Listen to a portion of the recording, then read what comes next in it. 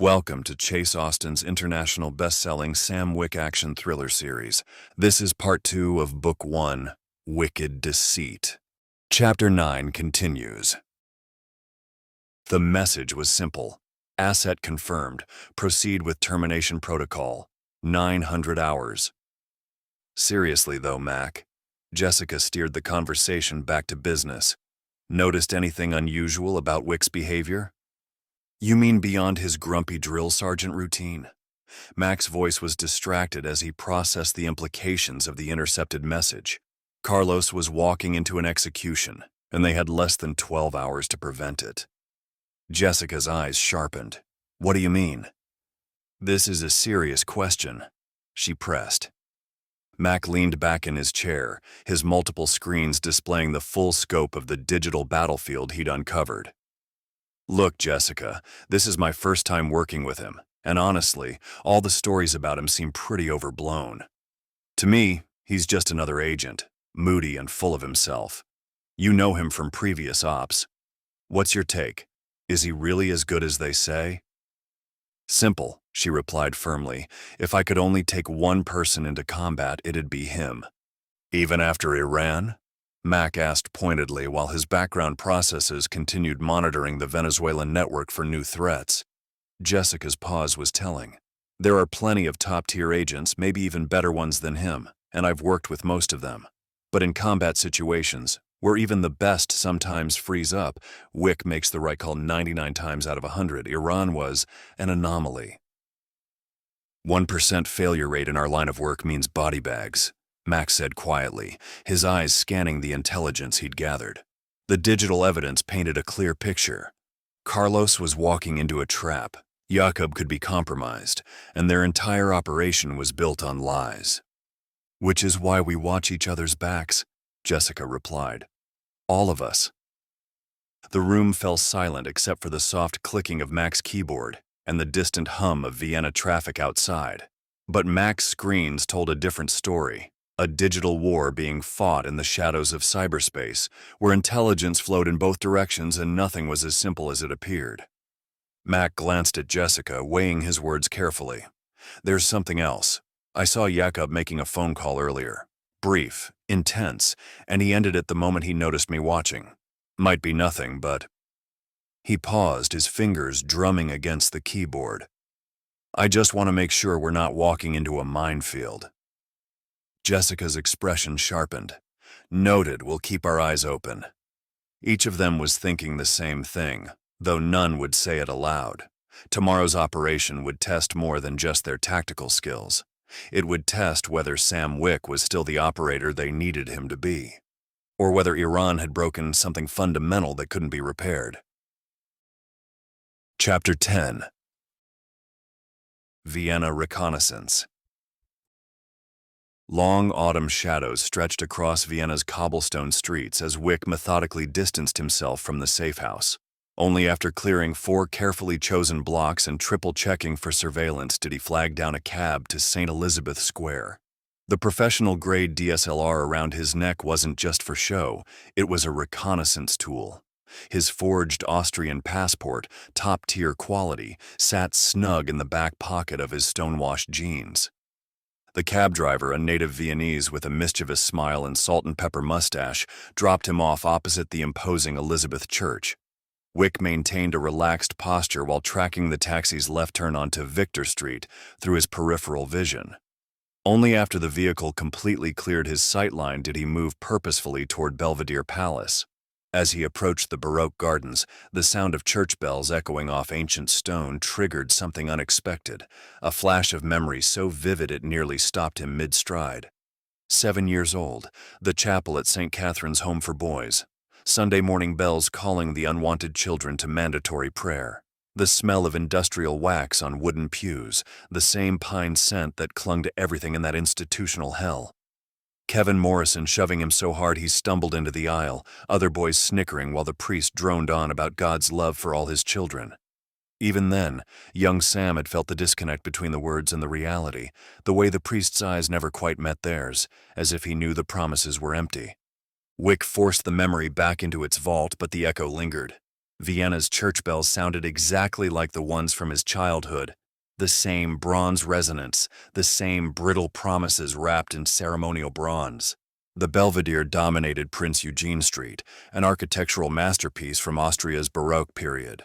The sprawling gardens projected a deceptively peaceful atmosphere, but Wick's analytical gaze was fixed on the building across the street, the Venezuelan consulate. He passed the consulate with the precise economy of movement that marked a seasoned operative. His trained eyes captured the tactical details in seconds. 5 high-tech cameras controlled the zone, with overlapping fields of view. One camera, disguised as a period wall lamp, was specifically focused on the consulate entrance. But something was wrong. A delivery van sat parked on a side street, nothing unusual except for the completely clean windshield despite 3 days of Vienna's autumn drizzle. Every other vehicle on the block showed weather stains, but this one gleamed as if it had been detailed an hour ago. Too clean, too perfect. Or was it? Wick studied it again. Could be routine maintenance, could be paranoia. But in his line of work, coincidence was a luxury he couldn't afford. Wick made a mental note while maintaining his tourist photographer facade. As he adjusted his camera settings, a street performer, a young violinist, suddenly launched into an aggressive rendition of Vivaldi that made half the pedestrians stop and stare. Wick found himself caught in an impromptu crowd, bodies pressing around him just as a consulate security guard stepped outside for a smoke break. The guard's eyes swept the street methodically, but the cluster of tourists around the musician created perfect cover. Wick used the moment to photograph the building's upper floors, noting that the 4th-floor windows had been recently retrofitted with what looked like ballistic glass, an upgrade not mentioned in the building schematics. Playing his role as an architecture photographer, he appeared fascinated by the Baroque details of the Belvedere Gardens. But his mind was cataloging anomalies. The possibly suspicious van, the ballistic glass, the way the consulate's front entrance had subtle scorch marks near the door frame. Old marks painted over but still visible to trained eyes. The Elizabeth Church bell tower struck 5 as he completed his circuit. Moving at the unhurried pace of an aimless tourist, he explored the surrounding streets before taking a cab to the Viktor Frankl Institute 30 minutes later. As the taxi pulled away, Wick caught a glimpse of the delivery van in his side mirror. It was still there, unmoved. The reconnaissance data digitally encrypted on his camera's memory card would help Mac analyze the building's security. But Wick kept some anomalies to himself for now, specifically the van and whatever surveillance network it represented. In his experience, when something felt wrong during recon, it usually was. In his mind, a precise operation plan was already taking shape, one that accounted for the variables his team didn't know existed yet. Chapter 11. Safe House, Vienna. As the initial equipment checks concluded, Jessica caught Wick's arm near the kitchen area where the hum of an old refrigerator would mask their conversation. "Need a word," she said quietly, her voice carrying the professional tone she used when operational security was at stake. Wick followed her to the small alcove, his posture shifting almost imperceptibly, still relaxed but alert to the change in atmosphere. "Mac mentioned something earlier about Jacob," Jessica began, keeping her voice barely above a whisper. "Observed him making a phone call this afternoon, brief, intense conversation that ended abruptly when Jacob noticed he was being watched." Wick's ice blue eyes sharpened, though his expression remained neutral. "When exactly?" "Around 1500 hours, Mac said Jacob seemed agitated, kept looking over his shoulder." Jessica paused, weighing her words carefully. Could be nothing, but Mac wanted to flag it. Said it felt like we might be walking into something we haven't planned for. The silence stretched between them for several heartbeats. Wick's gaze drifted toward the main room, where Jacob was examining communication equipment with Stan, his movements casual and professional. "I'll handle it," Wick said finally, his tone carrying the finality that ended discussions. "Sam," Jessica started. "I'll handle it," he repeated, the authority in his voice brooking no argument. Wick stepped onto the narrow balcony overlooking Vienna's ancient rooftops, the encrypted satellite phone already in his hand. The city spread below him like a circuit board, its lights creating patterns that reminded him of Mac's network diagrams. But tonight, those patterns felt more like a maze with enemies hidden in every shadow. Riley answered before the second ring. Unusual timing, Wick. Everything all right? She was Wick's handler. Need a full workup on Jakob Hoffman. Background, financials, recent communications, everything. Wick's voice carried the flat authority that had commanded respect in a dozen war zones. Jakob? Your Vienna contact? He's been thoroughly vetted through standard. I know what the standard files say, I want to know what they don't say. Wick's grip tightened on the phone. And I need his telecommunications data. Every call, every text, every data transfer for the last 72 hours. There was a pause that lasted 3 seconds too long. That's not a routine request, Wick. TF-77 contractors maintain operational security protocols that override them. Use my authorization code if necessary. The ice in Wick's voice could have frozen fire. I need this intelligence in 30 minutes, Riley. My team's lives depend on it. I'll see what I can do. The line went dead, leaving Wick alone with the Vienna night and the growing certainty that tomorrow's mission had variables no briefing had covered. The satellite phone buzzed with an incoming encrypted data packet 27 minutes later. Wick downloaded the files to his hardened tablet, scanning through Jacob's profile with the methodical precision of a surgeon searching for cancer. Most of it matched his expectations: former GSG-9 operator, honorable discharge, freelance security work across Central Europe, clean financial records, no obvious red flags in his operational history. But buried in the telecommunications metadata was a detail that made Wick's blood run cold.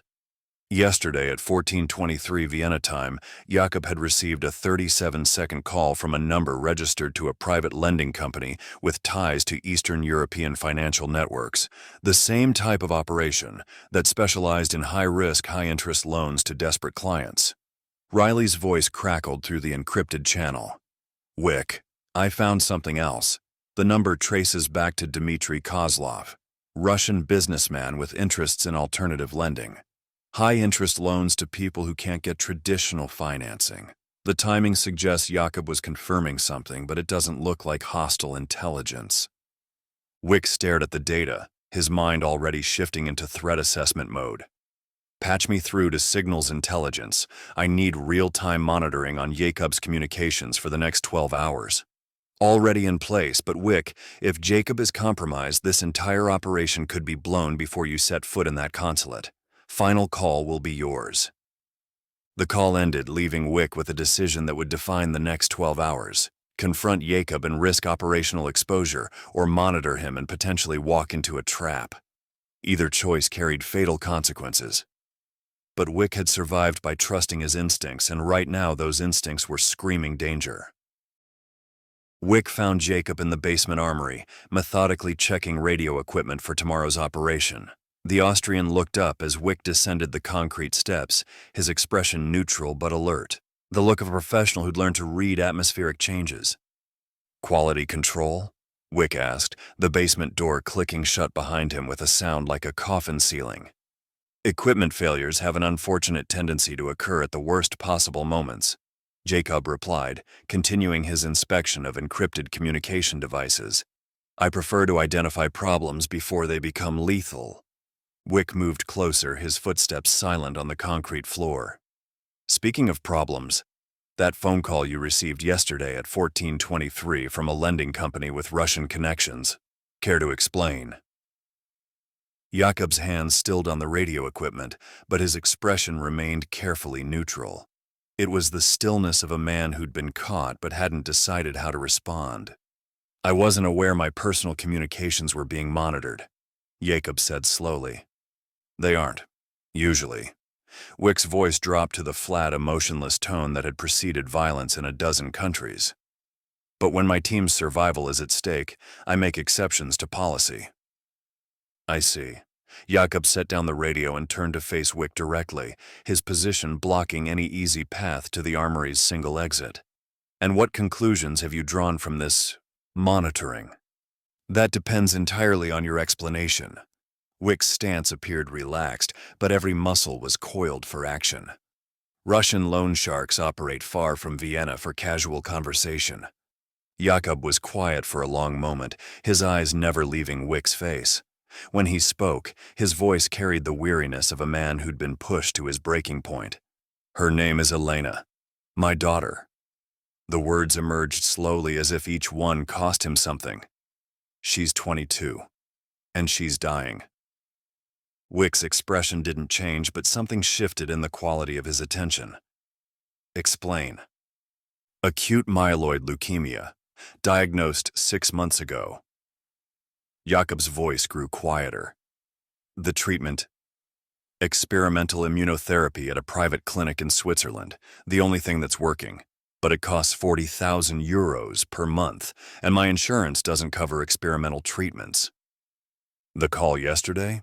Dmitry Kozlov, Russian businessman with interests in alternative financing."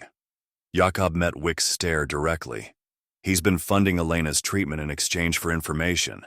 Nothing operational, nothing that compromises missions, just general intelligence. Who's moving through Vienna? What kind of security consultations are happening? He doesn't know that I work for the Americans, too." Wick studied Jakub's face with the intensity of a polygraph machine. Micro-expressions, pupil dilation, perspiration patterns, all the physiological tells that separated truth from deception. "What kind of information?" "Yesterday, he wanted confirmation that an American security team had arrived for consultation work. I told him yes, routine corporate security assessment." Jakub's hands clenched into fists. Nothing about the real mission, nothing about the consulate, just enough to satisfy his curiosity and keep the money flowing. "And if I don't believe you?" Jakub's smile was bitter as winter wind. "Then you'll kill me, and Elena will die in a hospital bed because her treatment stops the moment I can't pay." He paused.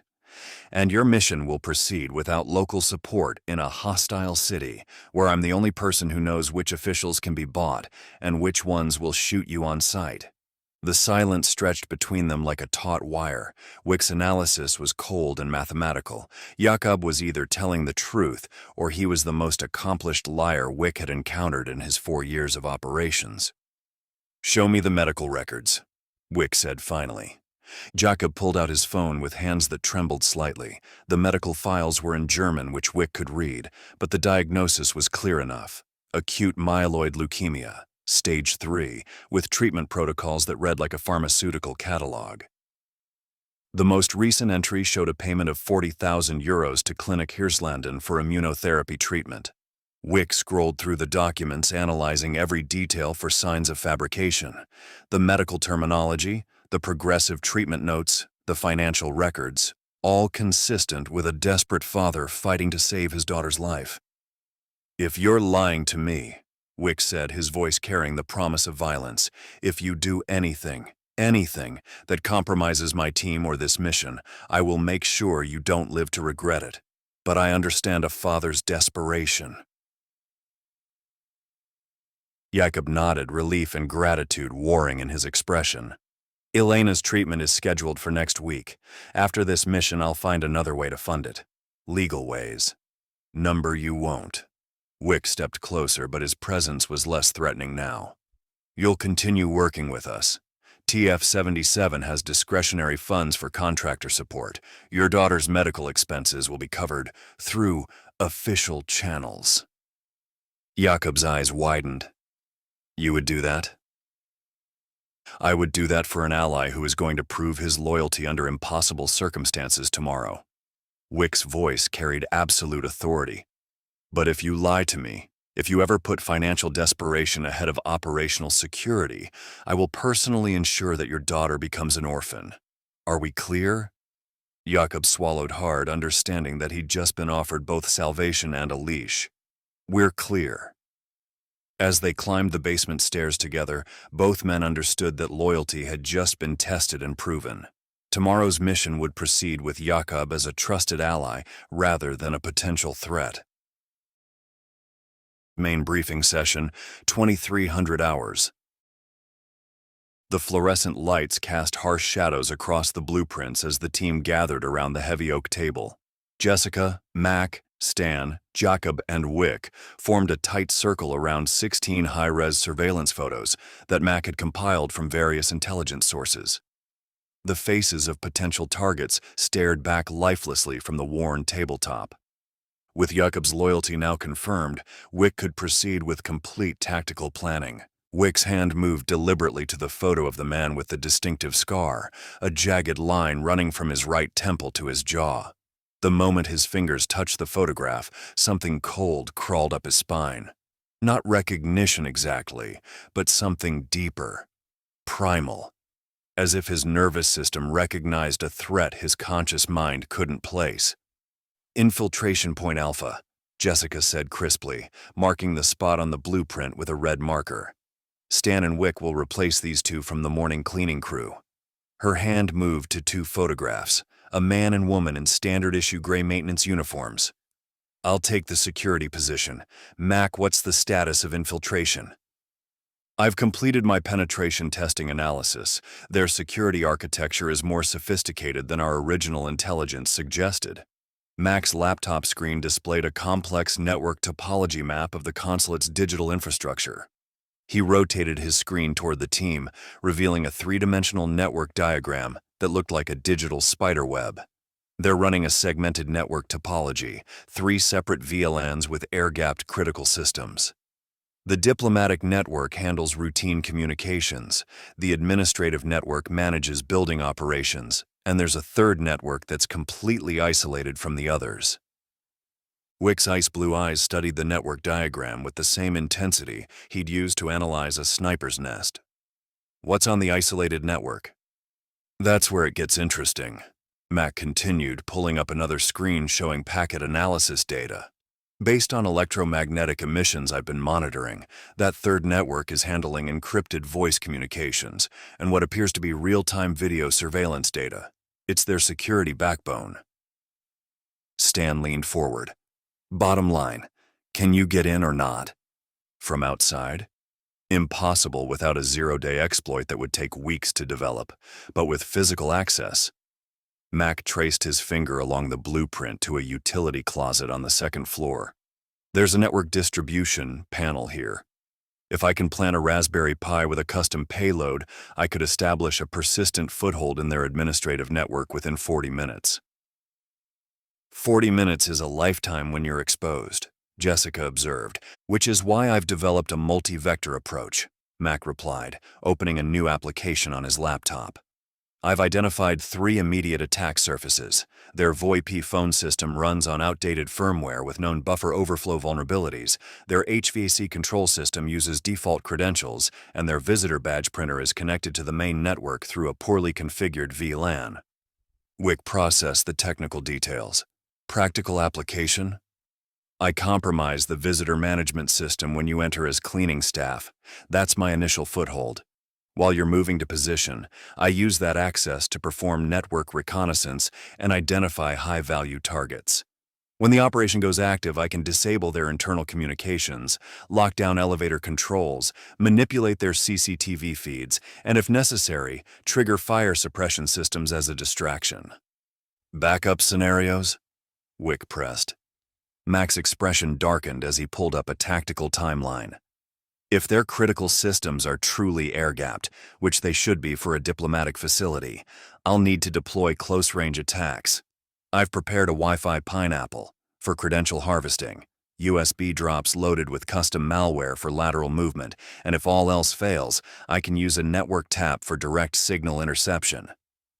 Jakob, who had been quietly observing from the corner, finally spoke. If I may, he said, his Austrian accent carrying a note of practiced deference.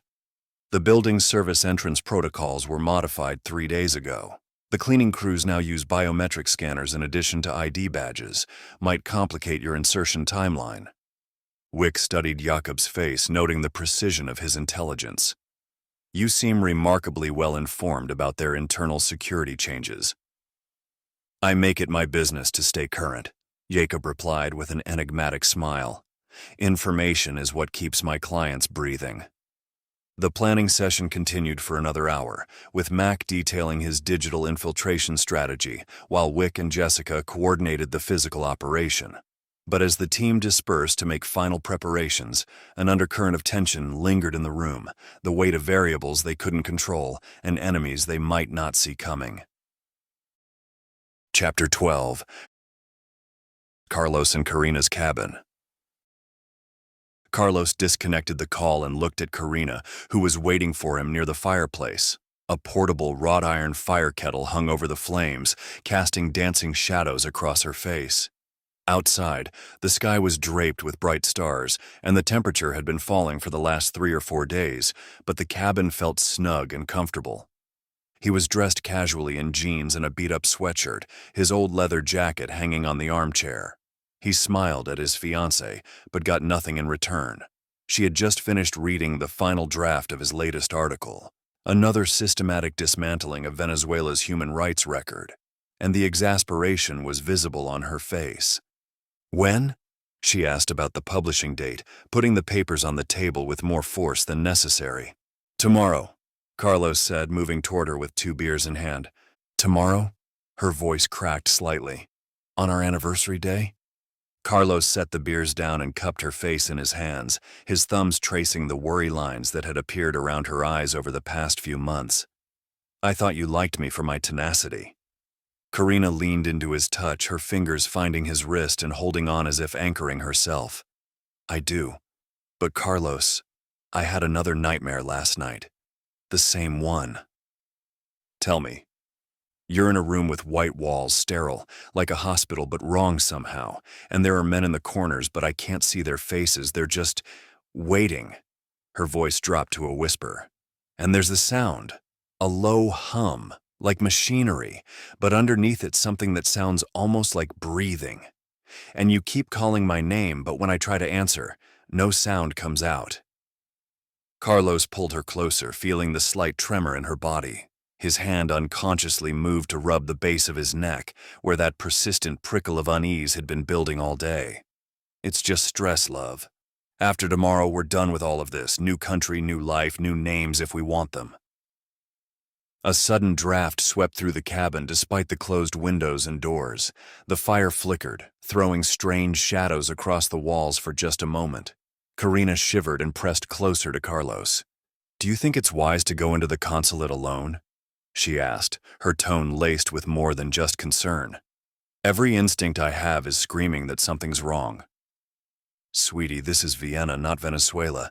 Everything will be fine tomorrow, just like the last time," Carlos assured her, though his gaze unconsciously darted toward the window again, the same nervous habit he developed over the past week.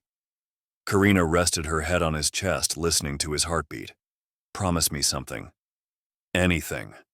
If anything feels wrong, anything at all, you leave. Forget the papers. Forget everything. Just leave." Carlos was quiet for a long moment, his hand stroking her dark hair. Through the window, Vienna's lights twinkled in the distance, beautiful and deceptively peaceful. "I promise," he said finally, and kissed her forehead. Outside, a shadow moved past the window, too quick to be human, too deliberate to be an animal. Neither of them saw it, lost as they were in each other's warmth. But somewhere in the darkness, patient eyes were watching, waiting for tomorrow to begin. They made love by the firelight, soft and desperate, as if they were trying to memorize each other's touch. The warmth of the flames kissed their skin as they moved together, the crackling of burning wood mixing with their whispered endearments. And later, as Karina slept in his arms, Carlos stared at the ceiling and wondered if this would be their last night together. In the dying embers of the fire, shapes seemed to move and shift, forming faces he recognized, enemies he'd made with his words, ghosts of the regime he'd spent 3 years tearing apart piece by piece. Tomorrow couldn't come fast enough, and yet he dreaded its arrival with every fiber of his being. Chapter 13. The floor was hard and cold, yet the man rested peacefully on it. Through his naked back, the cold seeped into his body, but Joaquin Thomas felt nothing. He had trained himself to find comfort in discomfort, to discover God's presence in suffering. His life had been incredibly hard, carving scars onto his body that, even in his mid-30s, made him resemble a sculpture shaped by an angry creator. Every scar had a story, and at the end of those stories there were dead bodies. He could hide them all except the one on his face, the jagged line that ran from his right temple to his jaw, a reminder of the American who had given it to him. The scar had been carved by a CIA operative during his captivity in the Netherlands, a man with green eyes and methodical hands who had whispered psalms while he worked. Tall, lean, with the precise movements of a surgeon, he'd spoken in that flat, emotionless tone. "Blessed are the meek," the man had said, drawing the knife slowly across Joaquin's face, "for they shall inherit the earth." That was the moment Joaquin truly found God, not in the pain, but in the clarity that followed. The understanding that violence was not sin when it served a higher purpose. That mercy was weakness when dealing with those who would destroy the faithful. Joaquin was Moroccan by birth, but he no longer claimed that part of his ancestry. His recruiters had demanded this rejection as part of his transformation, the complete abandonment of his past identity to become a perfect weapon for Venezuela. He had taken to Christianity when he was 15, not from faith but from necessity. The men who had recruited him gave him a new name, Joaquin Thomas, along with food, money, and a new nation to call home, Venezuela. What he didn't know then was that the food and money would cost him his innocence. His life was now theirs, and they could steer him in any direction they wanted. His first assignment had been to extract Oscar Luis Cartaya from Volkel Air Base in the Netherlands. The mission had failed catastrophically. Joaquin and his team were captured, imprisoned, tortured for a year. Most of his comrades broke. Some died. But Joaquin endured, finding God's voice in the screaming silence between interrogations. The man with the green eyes had been particularly creative. He'd spoken about redemption through suffering, about the purifying nature of pain. "Your God abandoned you," he'd whispered during one session. "But mine can save you. All you have to do is tell us what we want to know." Joaquin had said nothing, had let the blade carve its message across his face while reciting the Lord's Prayer in Arabic, Spanish, and broken English. By the time the prisoner exchange brought him home, he had been transformed, not broken, but reforged. Now, years later, that same clarity filled him as he prepared for tomorrow. His scarred hands moved with practiced precision, cleaning and oiling his weapons. Each motion was a prayer, each component a sacred offering. Tomorrow would be his last mission in the field before promotion to second-in-command of Venezuela's intelligence service, a position he had earned through blood and unwavering faith.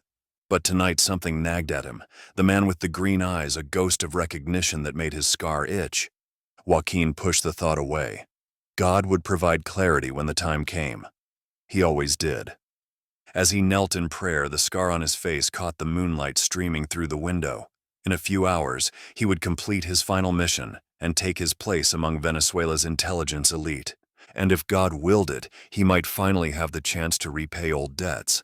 The boy who had once begged for scraps in Casablanca was gone. In his place knelt a man who had found purpose in violence, salvation in service to a cause greater than himself. Tomorrow, that purpose would be tested one final time.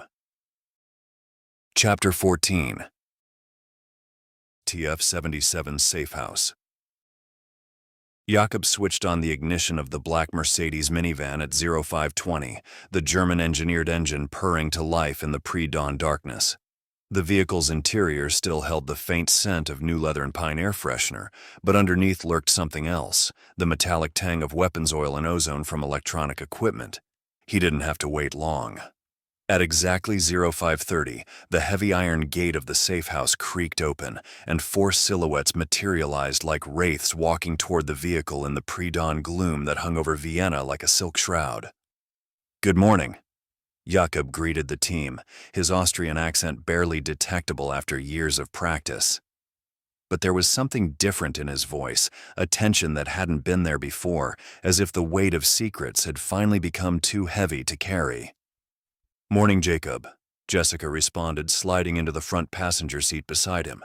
Her tactical gear whispered against the leather upholstery as Stan and Mac took the middle row, their equipment bags landing with soft thuds that seemed too loud in the hushed interior.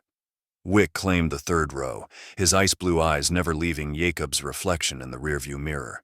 The atmosphere was heavy, charged with the weight of unspoken knowledge. Stan adjusted his gear with grim resolve, checking his sidearm for the third time in 10 minutes, his jaw set in the hard line Jessica recognized from previous ops, where the odds weren't in their favor. Mac was focused on his laptop screen, running final diagnostics on his penetration testing tools. "Running final system checks," Mac announced, his fingers dancing across the keyboard. "The consulate's network security is showing some unusual patterns. Intermittent probing attempts that look like someone else is testing their defenses." "How much more time do you need?"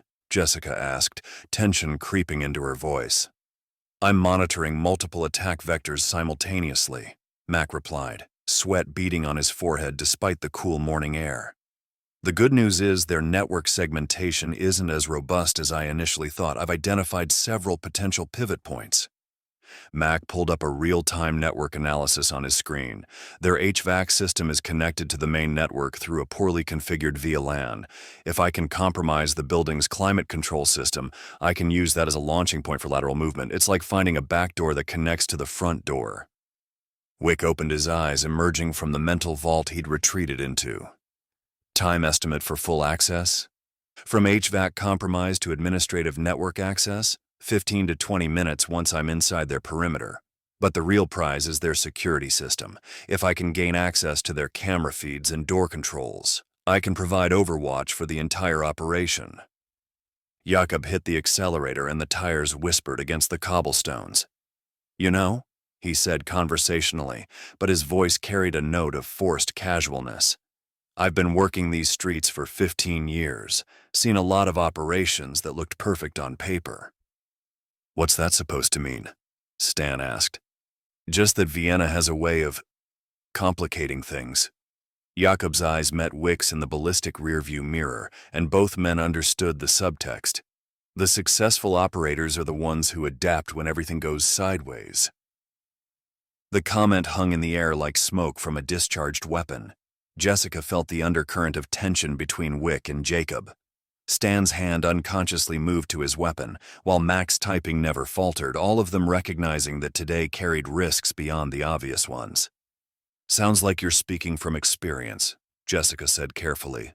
"Let's just say I've learned that in our line of work everyone has divided loyalties." Jakob paused meaningfully, his gaze finding each of them in turn through the mirror. "The question is whether those loyalties align when it matters." Mac's laptop chimed with an alert. "Interesting. I'm detecting encrypted communications traffic between the consulate and a server cluster in Caracas, real-time data transfers that spiked about an hour ago. Someone's definitely coordinating something." "Expected communications?" Wick asked. "Not according to their normal patterns. This is new traffic, high-priority encryption." Mac's fingers flew across the keyboard as he analyzed the data streams. "Whatever they're planning, they're keeping their handlers informed in real time." Jacob's knuckles whitened slightly on the steering wheel, but his driving remained perfectly controlled. They drove through Vienna's awakening streets, past Baroque buildings casting long shadows in the emerging dawn. Jacob's familiarity with the route was evident, but today his normally confident navigation carried an edge of urgency. Despite taking a deliberately indirect route to avoid surveillance, they arrived at their first designated stop precisely on schedule. The Viktor Frankl Institute on Prince Eugenstrasse appeared through the morning mist, its limestone facade gleaming softly in the early light. "This is where we part ways," Jakob said as Wick and Stan prepared to exit. Wick paused in the doorway, studying Jakob's face with the intensity of a polygraph machine. Jakob met his gaze directly, and for a moment, something passed between them, an understanding that transcended words. The door closed with a soft thump, leaving Wick and Stan on the empty street as the minivan disappeared into the maze of Vienna's ancient arteries. "Did that sound like a warning or a threat to you?" Stan asked, checking his concealed weapons one final time. "It sounded like a man trying to salve his conscience," Wick replied, his eyes tracking the minivan's route until it vanished around a corner. Question is whether he'll follow through on his promises or his fears. In the distance, church bells began to toll, marking the hour. Their mission had officially begun, but already the chess pieces were moving in patterns no one had anticipated. And somewhere in the back of his mind, Wick couldn't shake the feeling that today would test more than just their operational skills. It would test the true cost of loyalty in a world where everyone had something to lose. Chapter 15. Venezuela Consulate, Vienna. The security scanner's red beam swept across Wick's forged ID card like a laser sight, hunting for a kill shot. Mac's voice crackled through the encrypted channel, barely audible above his own hammering pulse. Facial recognition software is chewing through your biometrics right now. If this doesn't work, it'll work. Wick's voice carried the flat certainty of a man who'd learned to trust his life to digital ghosts and fabricated identities. The guard behind bulletproof glass stared at him with the dead-eyed attention of a career bureaucrat, his finger hovering over an alarm button that would turn the morning into a bloodbath. 3 seconds stretched into eternity. The scanner beeped green. Pavel Novak, temporary maintenance worker, officially existed. "Welcome to the party," Mac whispered. Café Schwarzenberg across the street. Mac's laptop screen painted his face in blue light as data streams flowed like digital blood through his custom surveillance suite. His fingers moved across the keyboard with surgeon precision, each keystroke a calculated incision into the consulate's nervous system. "Network penetration at 40%, he muttered into his throat mic. Their security architecture is military-grade, air-gapped systems, encrypted comms, the works. But they made one fatal mistake." He pulled up a network topology that resembled a 3-dimensional spiderweb. Red nodes pulsed with high-security protocols. Yellow indicated moderate resistance. Green marked his entry points. Their HVAC system talks to the main network through a poorly configured VLAN. Climate control is my Trojan horse. His malware slithered through the building's environmental controls like a digital parasite, invisible and patient. Within minutes, he had administrative access to systems the Venezuelans thought were unhackable. Cameras 3, 7, and 12 going dark in 60 seconds. Stan, you're up. Service entrance. Stan approached the biometric scanner with the casual confidence of a man who belonged there. His janitor's uniform was perfectly unremarkable, the kind of invisibility that came from Mac's meticulous attention to detail. "Biometric scanner just activated." Mac's voice carried a note of surprise. "They upgraded security since yesterday. Improvising. Now." Stan pressed his thumb to the scanner, feeling the slight vibration as it read his print. Somewhere in the digital ether, Mac's custom firmware was feeding the system a fabricated identity pulled from their database of cleared maintenance workers. Green light. The door hissed open. "You're golden, but we've got company. Building supervisor ETA 3 minutes. Move." Front entrance. Jessica's heels clicked against polished marble with the authority of someone who owned the ground she walked on. Her security contractor credentials were works of art, perfect forgeries backed by digital breadcrumbs that would satisfy even paranoid Venezuelan intelligence. "Jessica Kozlov, Securitas International," she announced to the receptionist, her accent carrying just enough Eastern European edge to be believable. "Quarterly security assessment." The receptionist's fingers flew across her keyboard, finding the appointment Mac had injected into their system 12 minutes ago. "Badge printer is right there." As Jessica clipped on her visitor badge, she caught her reflection in the lobby's mirror-polished walls. Professional, competent, deadly. 3 ghosts were now inside the enemy's house. The janitorial room.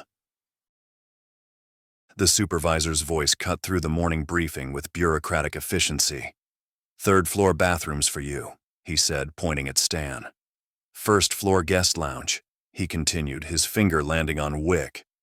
Exactly where Mac's system manipulation had placed them. The room filled with the rustle of uniforms being pulled over street clothes.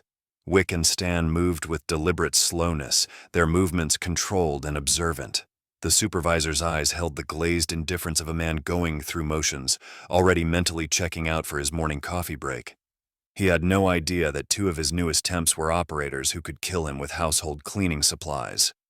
"Don't forget your radios," the supervisor said, his keys jingling as he headed for the door.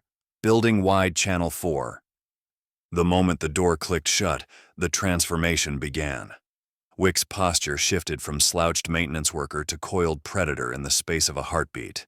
Stan's casual stance became tactical awareness incarnate. They moved like synchronized killing machines, each knowing exactly where the other would be. The gear bag Jakob had positioned behind a stack of cardboard boxes opened with the soft whisper of a zipper.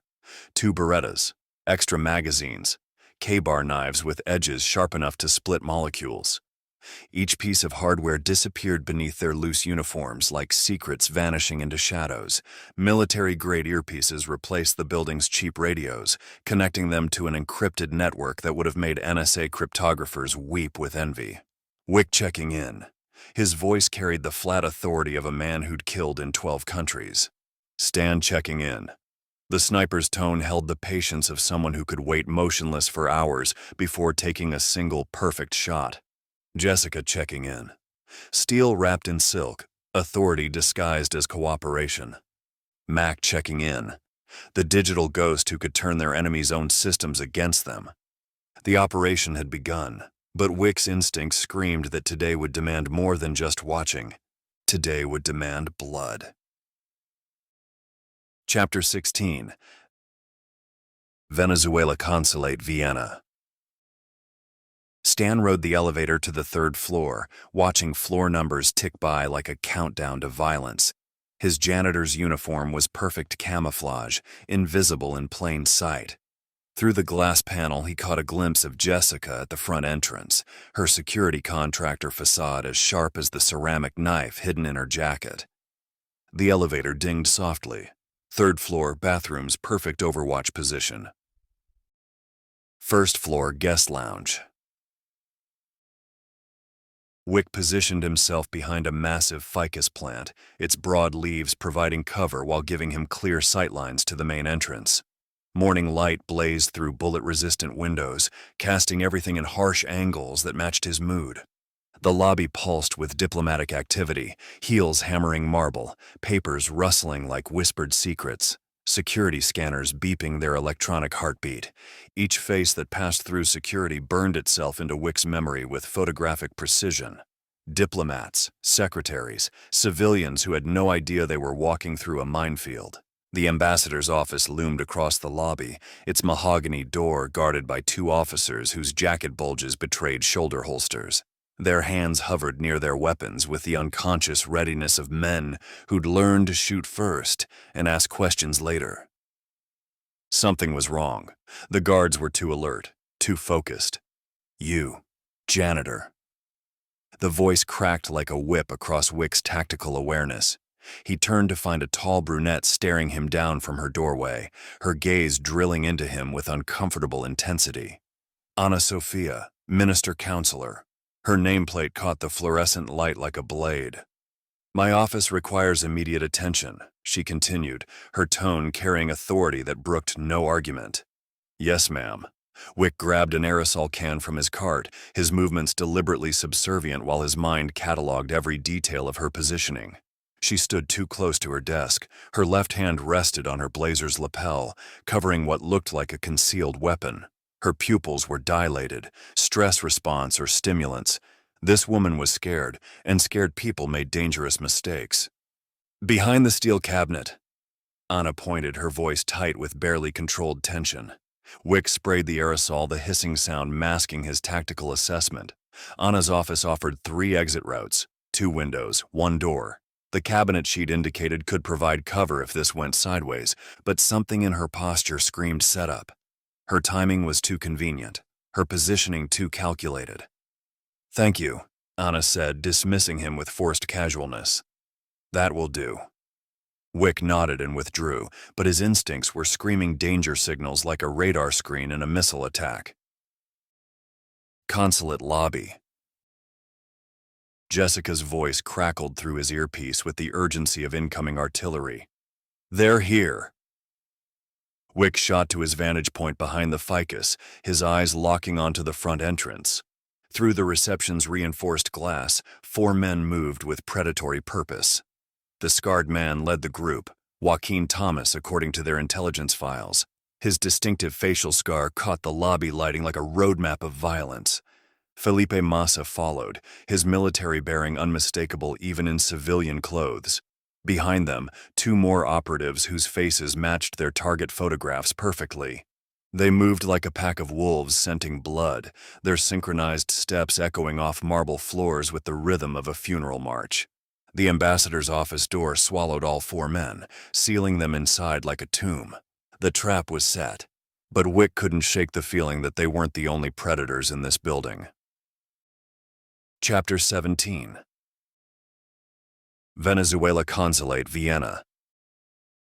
The CCTV control room hummed with electronic malevolence, banks of monitors casting spectral blue light across 3 faces locked in deadly concentration. Positions confirmed. Joaquin reported into his encrypted satellite phone, his voice carrying the flat authority of a career killer. All floors secured, extraction routes mapped. We are weapons-free and ready for termination. His operatives had spread through the building like a cancer, each man positioned with surgical precision. 2nd floor, sniper overwatch. 3rd floor, blocking position. 4th floor, final exit control. Ambassador Carpio stood in the shadows, sweat beading his forehead despite the air conditioning. His diplomatic career was balanced on a knife's edge, and he could feel it tilting toward the abyss with each passing second. These weren't diplomats, they were executioners who'd commandeered his embassy for a state-sanctioned murder. Felipe's fingers flew across his secure tablet, coordinating with Caracas in real time. Confirmation received from Henrique, proceed with extreme prejudice, no witnesses, no traces. The wall of monitors flickered with movement. A black Fiat pulled up to the curb, its windows tinted dark enough to hide the passenger's identity. But they all knew who was inside.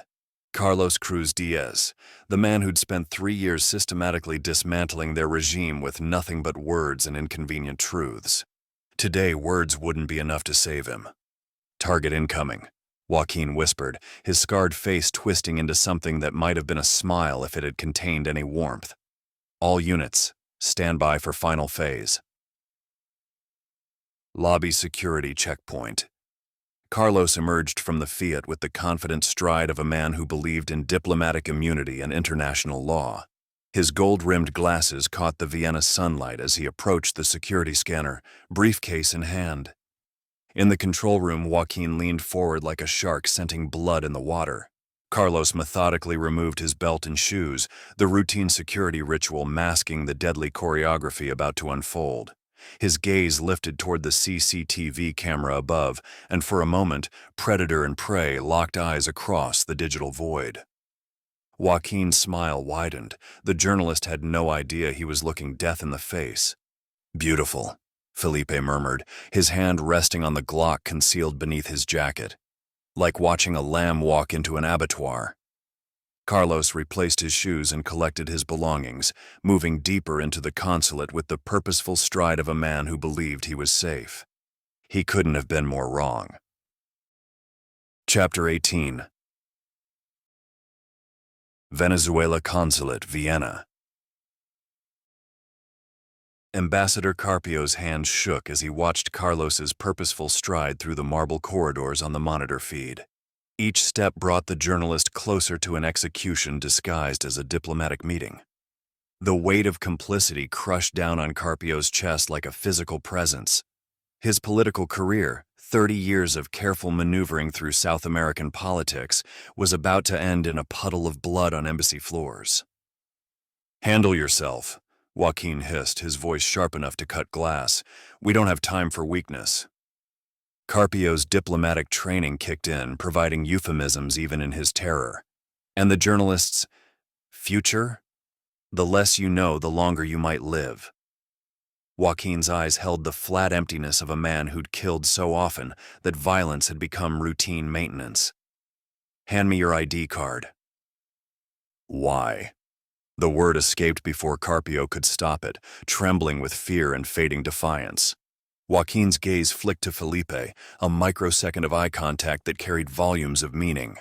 Felipe's hand slammed onto Carpio's chair with the speed of a striking snake, the sudden violence making the ambassador flinch hard enough to bang his elbow against the wall. "If you ask one more stupid question," Felipe whispered, his breath hot against Carpio's ear, "I will gut you like a fish and leave you bleeding on your own marble floors. Do we understand each other?" Carpio nodded frantically, fumbling for his ID card with fingers that felt disconnected from his body. The plastic felt slick with sweat as he handed it over. "Excellent." Joaquin pocketed the card with bureaucratic efficiency. "Now it's time to clear the building. Tell everyone they need to evacuate in exactly 15 minutes. Not before. We don't want our guests to notice anything unusual." "What about Ana?" Carpio's voice cracked with genuine concern for his young assistant. "The girl stays. Carlos met her last time, so we need familiar faces to keep him calm." Joaquin's tone carried the casual indifference of a man discussing dinner plans rather than murder. "She'll escort him to your office, where we'll have our conversation." "But she's just a diplomat. She's now a part of our plane, and will be collateral damage if she gets in our way." Felipe's smile was all teeth and malevolent promise. "Your choice, Ambassador. Cooperate, and maybe you and her will live through this. Fight us, and I'll make sure you watch her die before we get to you." The threat hung in the air like cordite after a gunshot. Carpio rose on unsteady legs, feeling the weight of their stares between his shoulder blades as he stumbled toward his office.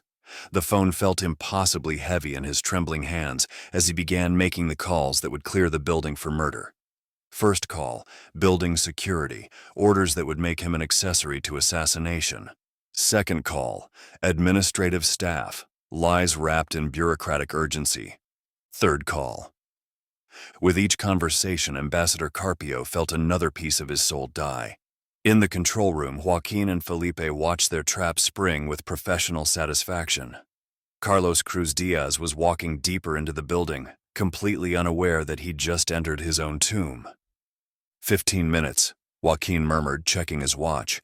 "Then we find out if words are stronger than bullets." Felipe chambered around in his Glock, the metallic slide action echoing in the small room like a death knell. "My money's on bullets." Chapter 19. Venezuela consulate lobby. The click of Ana's heels against marble echoed like rifle shots in the suddenly empty lobby. Carlos stepped through the front entrance, briefcase in hand, and felt the building's atmosphere hit him like a physical presence. Too quiet, too sterile. The usual diplomatic bustle had been replaced by an oppressive silence that made his skin crawl. "Hello, Carlos." Ana's voice carried across the marble foyer with practiced warmth, but something underneath it set his teeth on edge. Her smile was professionally perfect, too perfect, like a mask painted over terror. "Hi, Ana." His palm met hers in a brief handshake. Her fingers were ice cold despite the climate control, and he noticed the slight tremor she tried to hide. "First warning sign." "Your papers are ready," she said, gesturing toward the empty waiting area. "I'll have them to you shortly." Carlos scanned the lobby. Where was everyone? The Venezuelan consulate usually buzzed with activity, visa applicants, trade delegations, cultural attachés. Today it felt like a mausoleum. Any other formalities? He kept his voice casual, but his journalist's instincts were screaming danger. A couple, but nothing major. 2 hours at most. Ana's pearl earrings caught the fluorescent light as she tilted her head with forced casualness. "But if you'd prefer, you could come back at 1 p.m. The offer felt like a lifeline thrown across dark water. Every fiber of his being urged him to take it, to walk out those doors and never look back. But the papers he needed were here. The final severing of ties with the regime that had made his life a living hell. "It's okay. I'll wait." The words left his mouth before he could stop them. Ana's smile flickered. Relief or regret, he couldn't tell. "Oh, and Carlos?" Her voice dropped to a conspiratorial whisper. "Ambassador Carpio wants to meet you." The name hit him like a sledgehammer to the chest. The ambassador? He was in meetings last time you were here. Anna's eyes darted toward the security cameras, then back to his face. Nothing formal. Just diplomatic courtesy. Carlos felt his pulse spike. In 3 years of writing articles that had cost Venezuela billions in lost investments, triggered EU sanctions, and turned international opinion against the regime, he'd never faced one of their senior diplomats directly. Now, trapped in their embassy on foreign soil, he was about to meet the president's personal representative. Anything specific he wants to discuss? Carlos tried to keep his voice steady, but suspicion leaked through like blood through bandages.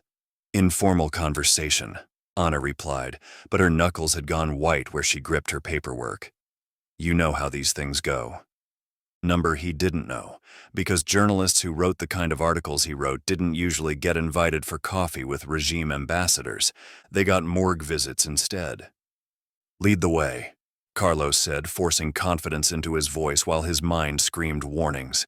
As they walked through corridors that seemed to narrow with each step, Carlos's memory dredged up the phone call that had followed his first major exposé. An anonymous voice promising consequences that would make him wish he'd never learned to write. That voice had been distant, faceless. This was direct, personal, immediate. The embassy's air grew thicker with each breath, as if the building itself was closing around him like a fist. Chapter 20. Ambassador's Office. The mahogany door swung open with the weight of a coffin lid, its brass hinges groaning like tortured souls. Carlos stepped into Ambassador Carpio's office and immediately understood he'd made a fatal mistake. The room reeked of fear sweat and desperation masked by expensive cologne. Carpio sat behind his massive desk like a condemned man awaiting execution, his face the color of old parchment. The Venezuelan coat of arms dominated the wall behind him, 8 stars that looked more like bullet holes in the recessed lighting. Anna, please get his documents, Carpio said, his voice cracking like thin ice. The words came out too fast, too eager, the speech pattern of a man following a script with a gun to his head. Anna's heels whispered against thick carpet as she retreated, and Carlos heard the door close behind her with the soft finality of a trap springing shut. Please sit.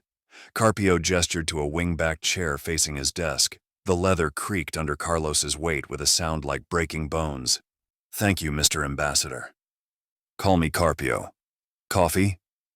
Tea? The questions tumbled out in a desperate rush, as if normal diplomatic protocol could somehow ward off the violence crackling in the air like static electricity. Just the papers. Carlos's voice carried an edge sharp enough to cut glass. His journalist's instincts were screaming that something was catastrophically wrong. The office was too quiet, the building was too empty, and Carpio looked like a man attending his own funeral. Anna's handling the documents, standard processing time, you understand. Carpio's fingers drummed an erratic tattoo on his desk, the rhythm of a man whose nerves were fraying like old rope. Carlos remained silent, studying the ambassador's face with the analytical precision that had made him Venezuela's most feared investigative journalist. Carpio's pupils were dilated. Sweat beaded his forehead despite the air conditioning. His breathing was shallow and rapid, classic stress indicators. The man was terrified. But of what? The answer came with the sound of approaching footsteps, 2 sets moving with military precision across the carpet behind him. Carlos's spine went rigid as ice water flooded his veins. He watched Carpio's eyes lift to focus on the new arrivals, saw the ambassador's face drain of what little color remained. 1 set of footsteps veered closer, and a chair scraped against the floor as someone settled beside him with predatory grace. The other presence positioned itself directly behind Carlos, close enough that he could feel body heat through his jacket, close enough to reach out and snap his neck before he could move. The silence stretched like a garrote wire, tight enough to cut off air.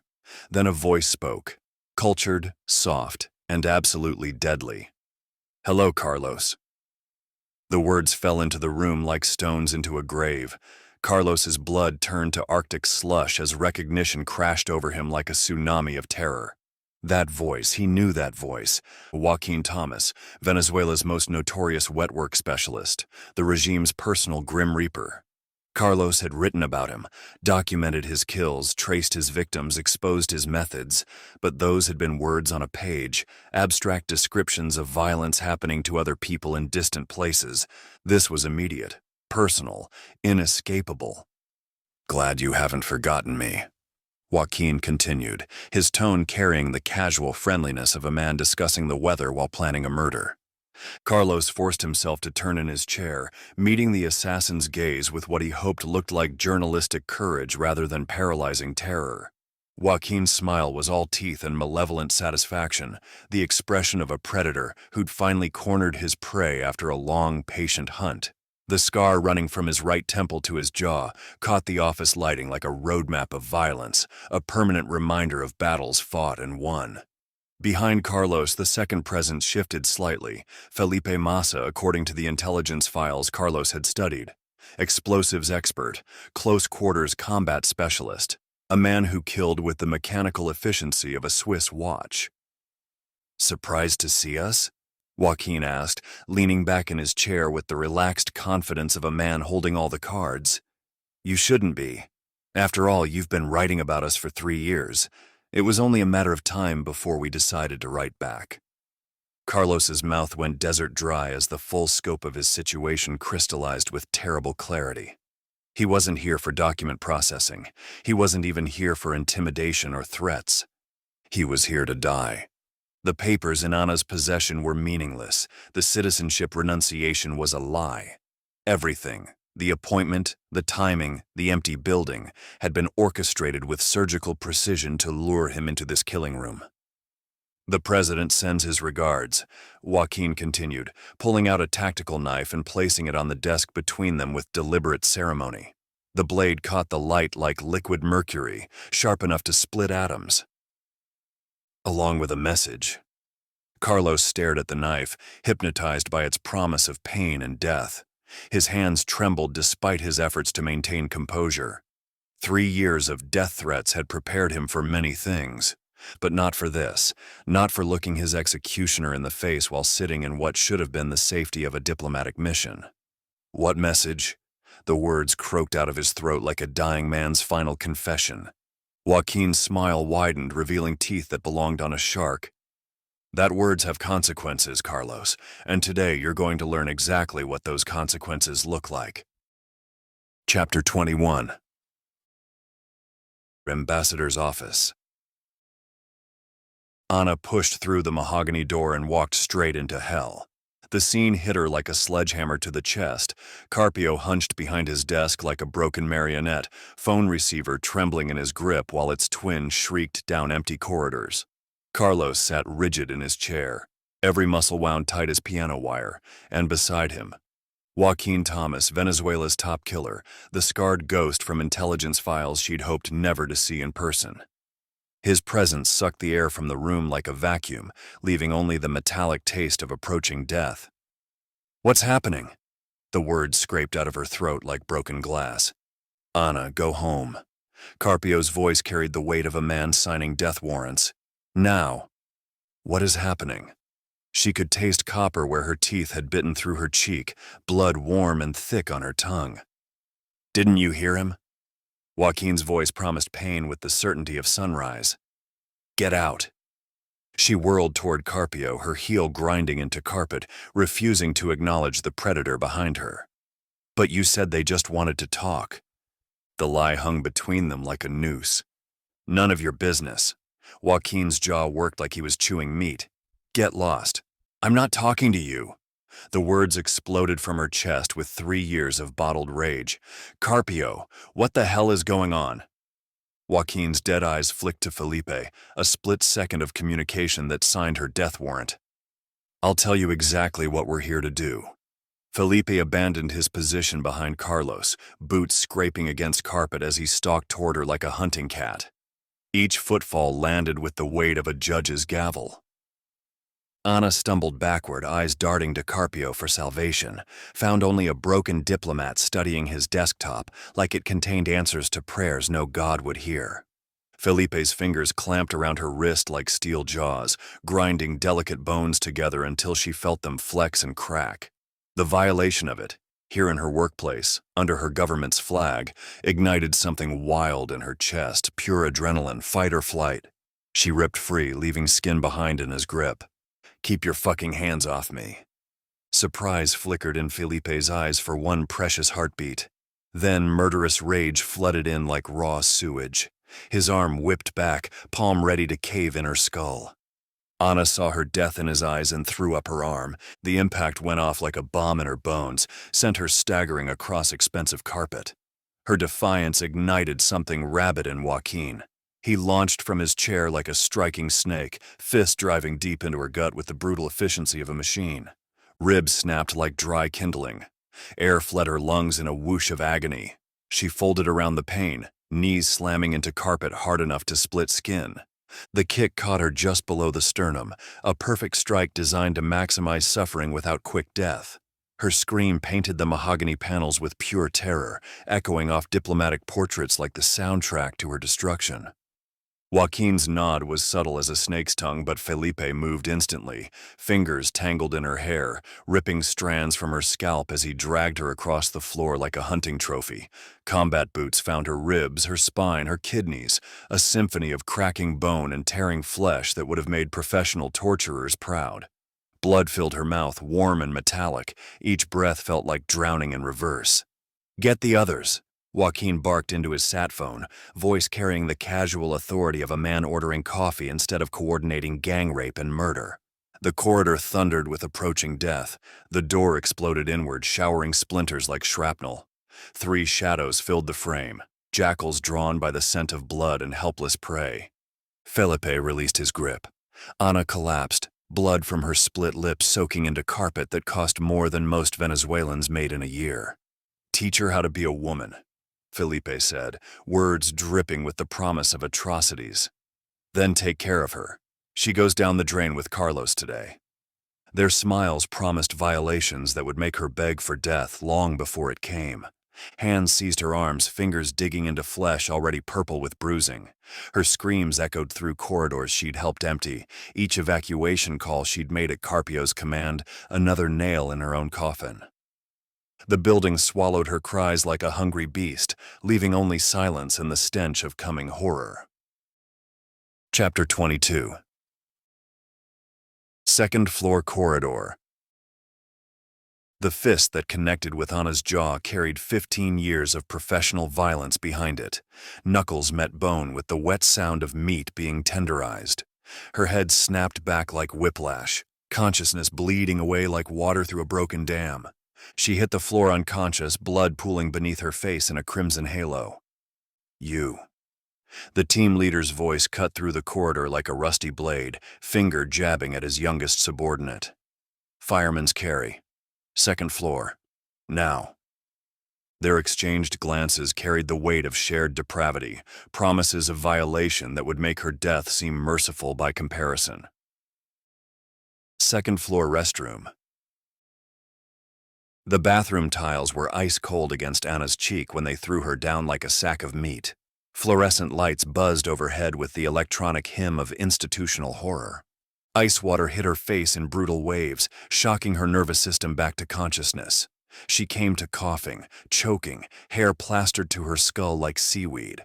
Before her mind could process where she was, rough hands seized her shoulders, yanking her upright with the efficiency of men who'd done this before. Her legs found purchase on wet tiles just long enough to focus on the face inches from her own, dead eyes swimming in alcohol fumes and the sweet stench of decay. His mouth crushed against hers like a weapon designed to destroy.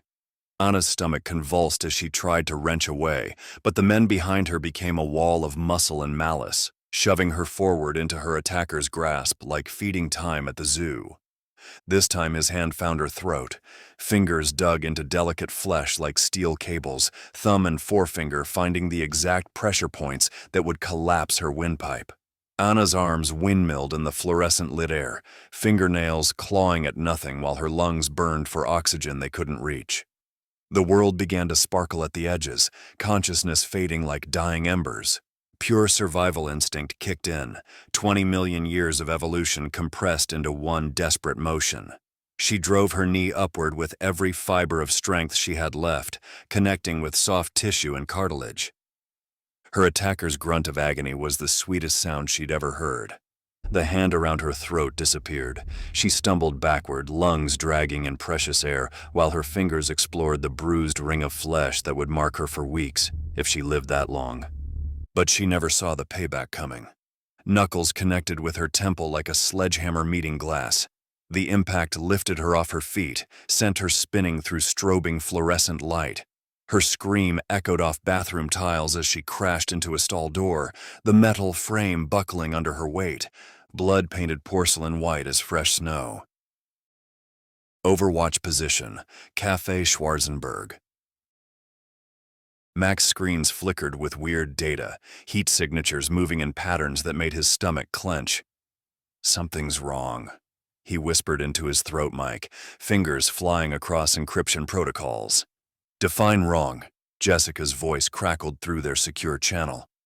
3 heat sources on the second floor, one showing elevated stress indicators, jacked heart rate, rapid breathing, movement consistent with... He paused, running pattern analysis through his threat assessment program. "With assault." Stan's voice cut through from his third-floor position. Visual confirmation. 3 hostiles moved a female upstairs 20 minutes ago. Haven't seen them since. Target status? Wick's voice carried the flat authority of a man figuring angles of death. Mac cycled through available surveillance feeds, but the second-floor cameras had been deliberately disabled. Carlos is still in the ambassador's office with 2 hostiles, but whatever's happening upstairs, it's not part of their original plan. He enhanced the thermal imaging, watching heat signatures move in patterns that spoke of violence and violation. The female signature showed signs of trauma, elevated temperature, erratic movement, periods of complete stillness that suggested unconsciousness. "They're torturing someone up there," Mac reported, his voice tight with controlled fury. "Female, civilian, this just became a rescue operation." In the silence that followed, each team member processed the same terrible math. Their mission had just expanded from preventing one murder to stopping a gang rape and execution. The stakes had gone from professional to personal, and in their line of work, personal meant someone was going to die screaming. Thank you for joining us on this thrilling part of Wicked Deceit written by Chase Austin. If you love relentless pace, suspense, and gripping intensity, go to thechaseaustin.com right now to download your free starter books and join the inner circle. See you soon.